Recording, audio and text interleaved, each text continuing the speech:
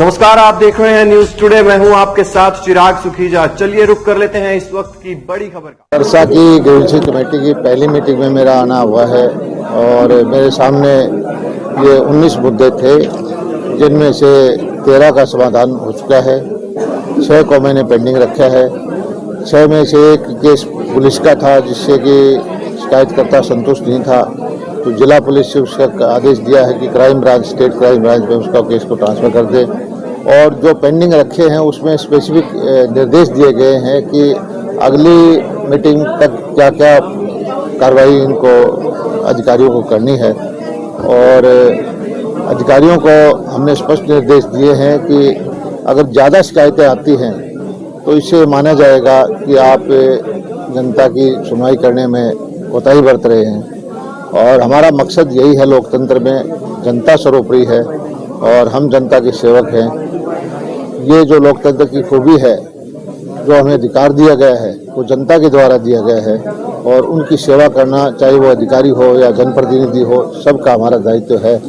और हम कोशिश करेंगे कि किसी भी तरह की समस्या यहाँ सिरसा जिले की जनता को ना रहे, इस भाव से हम सब काम करेंगे। और हर महीने मैं मीटिंग लूँगा और उसके बाद जो है ओपन हमने कहा कि जितने भी नए शिकायत करता है उनसे कहा कि आप शिकायत लेके आए, और जितनी मेरे पास शिकायतें आई उनको सबको मार्क कर दिया मैंने। वो अगली मीटिंग में हम उनको उठाएंगे। एक शिकायत थी कि नगर परिषद के ईओ ने जो कार्रवाई करनी चाहिए थी अनऑथराइज कंस्ट्रक्शन पे, उसने कहा कि मैं कोर्ट में चला गया, जबकि उसको चाहिए था कि उसको कंस्ट्रक्शन की उसके संज्ञान में आ गई थी, तो उसके पास खुद का अधिकार था कि वो उसको सील कर देता, उसको तोड़ देता, नोटिस दे देता।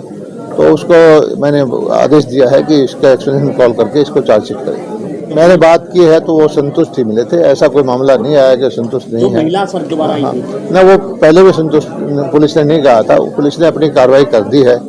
और एक चीज होता है कि ग्रीवेंसीज की मीटिंग में 5 मिनट में 10 मिनट में पुलिस की जो जांच होती है उस पर सवाल उठाना उचित नहीं होता, क्योंकि बहुत सारा लंबा पक्ष होता है, शिकायतकर्ता के पक्ष हैं, गवाहों के बयान हैं, तो ये काम न्यायालय का है और इस चीज़ की जांच करना।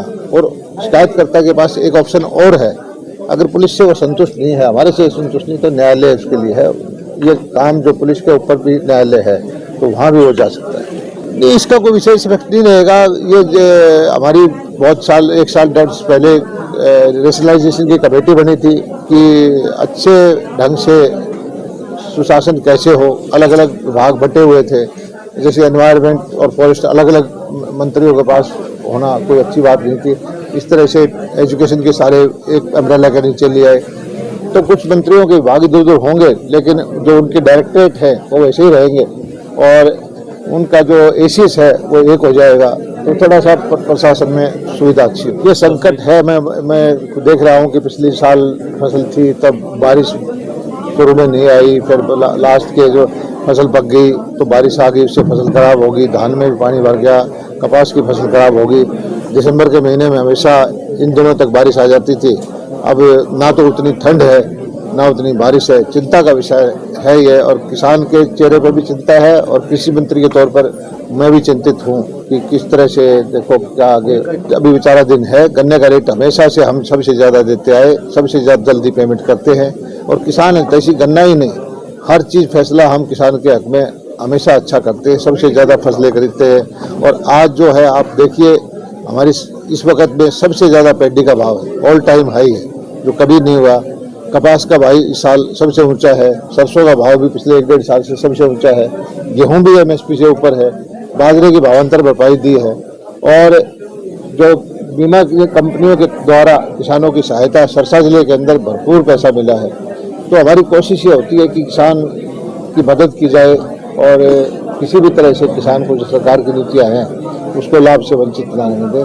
और इस बार में ये है कि किसान को पैसा, फसल खराब जरूर हुई है लेकिन भाव अच्छा है कि हरियाणा पहला प्रदेश है जिसमें जो पैसा कंपनियों को गया है हरियाणा सरकार से, किसान से और भारत सरकार से, और किसान को जो बटा है 500 करोड़ रुपए ज्यादा दिलवा रखा है। हरियाणा में कंपनियां 500 करोड़ रुपए घाटे में रही है और प्रदेशों में ऐसा नहीं है, लेकिन इक्का दुक्का केस आ जाते हैं कि कई बार बैंक से पैसा कंपनी के पास नहीं गया तो हम उस बैंक से केस डाल के पैसा वसूल करना पड़ेगा। एक प्रक्रिया है, उसमें टाइम लगता है। तो ऐसा नहीं है जो ये ऐसे नहीं बता सकता मैं, लेकिन हमने सरसा जिले के अंदर जितना पैसा 2 साल में दिलवाया है हरियाणा के किसी जिले को नहीं मिला। मुझे इतना ध्यान है कि सरसा के बाद भिवानी है, सबसे ज्यादा पैसा सरसा जिले को मिला है, लेकिन वो पैसा किसान की फसल भी खराब हुई है। कंपनियों को यहाँ लेके नहीं जाने दिया, कंपनियों से पैसा हमने दिलवाया है और मैं खुद केंद्रीय मंत्री से जाके मिला तो तोमर साहब से, वहाँ कंपनी देना नहीं चाहते थे, कंपनी ये कह रही थी हम बैंकरप्ट हो जाएंगे, उसके बावजूद दिया पैसा। सबसे हमने 800 करोड़ रुपए के सब्सिडी पराली प्रबंधन के लिए दी है और हरियाणा में इस साल जो आगजनी की घटनाएं हैं सबसे कम हुई है, हमारे पड़ोसी प्रदेश से तो बहुत ही कम हुई है। और अगले साल हम कोशिश कर रहे हैं कि पराली खरीदने के लिए भी MSP दें, ये हमारी कमेटी बना दी और अगले फसल में किसान की पराली को भी खरीदने की व्यवस्था करेंगे ताकि किसान को आग न लगा। वापिस भेजा जाएगा वो हम स्वीकार नहीं करेंगे, उन कंपनियों को बाध्य करेंगे कि वो पैसा लें और किसान को मुआवजा दें। सेशन के दौरान तो ऐसा है कि ये वो बजट सेशन तो है नहीं, इस बार तो ये है कि विपक्ष का काम है कि चर्चा करे, मुद्दे उठाए, लेकिन दुर्भाग्य यह है कि विपक्ष मुद्दे उठा करके जवाब सुनने से पहले बाहर चले जाते हैं। और मैं तो एक ही चीज कहता हूं, जब मैं आंकड़े देता हूं कि हमारी सरकार से पहले क्या किसान को मिलता था, आज क्या मिलता है, तो उस वक्त के पक्ष जवाब को सुनने के लिए तैयार। भारत को जोड़ने की उनको क्या संकट आ गया? ये कांग्रेस से बचाव यात्रा है, भारत जोड़ो यात्रा नहीं है। और लेकिन इस यात्रा में भी एक अच्छाई है कि राहुल जी इस देश के बारे में जानकारी कम रखते थे क्योंकि वो विदेश में पढ़े लिखे हैं और सुरक्षा के घेरे में रहे हैं। अब वो जनता के बीच में जा रहे हैं, मैं देखता हूं फोटो उनकी रोज कुछ न कुछ आती है, तो अच्छी बात है कि भारत के बारे में उनको जानकारी मिलेगी, लेकिन ये टाइम कम है, कम से कम 5-6 साल और यात्रा करे तो भारत के बारे में जानकारी मिलेगी। जी आज की कुछ अहम खबरें फिलहाल इस बुलेटिन में बस इतना ही। अगर आपने अभी तक हमारे YouTube चैनल को सब्सक्राइब नहीं किया है तो सब्सक्राइब कर लीजिए, Facebook पेज को लाइक कर लीजिए ताकि हर खबर आप तक सबसे पहले पहुंचती रहे। देखते रहिए।